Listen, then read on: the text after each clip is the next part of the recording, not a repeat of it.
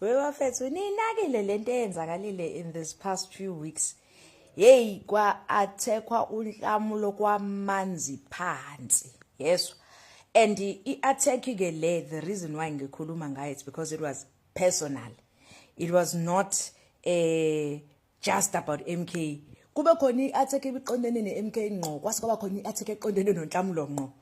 And then leyo nto leyo ingenze ngayibuza ngathi kanti uNhlamulo yini le yabeyilwa thina singazi, because clearly judging by the attack ebhekene naye, it tells me ukuthi kukhulu lokhu kushutha kade kuvimba ukuthi kungenzeki obekumele ngabe kuyenzeka or obekudingakala ukuthi kwenzeke in order to weaken us.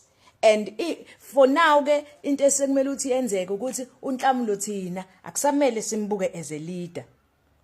Kumele simbuke nje njengesidwedwe nje esingeyilutho esidlela lento abathi uyayidla kushuthi asamele ukuthi uNhlamulo simthathele engqondweni. I-attack ebhekene noNhlamulo ingitshela ukuthi kukhona uNhlamulo abekuvika. Akakwazi phela umuntu osephume iqhubu wayofandwa lapha afandwa khona wakha into yakhe ebese attack umuntu oyedwa nje kubantu bebangaka enhlanganweni adile nje nomuntu oyedwa nje. Lukhulu uNhlamulo kade lulwa singazi. Yabona when umuntu oseyivezile umbala wakhe ukuthi unjani ubani elwa nomunye umuntu la ngaphakathi, akumele thina sithathe lento eshuwo umuntu oyivezayo ukuthi ubani bese nathi simbozeke sidideke sithi hayi kushuthi lo muntu mumbi lo muntu mumbi. Kumele sibuke ukuthi lo olwa nalo ulwelani.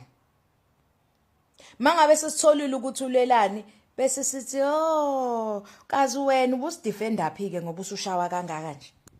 Sengifisa ukwazi ukuthi yini lengaka uNhlamulo kade sidefenda kuyona. Nhlamulo mfethu mhlawumbe wena kusamele ukuthi uze la ku live ukuzosixoxa ukuthi ubusidefenda kuyini kangaka.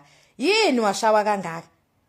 Washawa nje impela kwaphela kwathiwa hayi impela hayi nanokuthi ke mina ngim-understand i-politician eba emotional.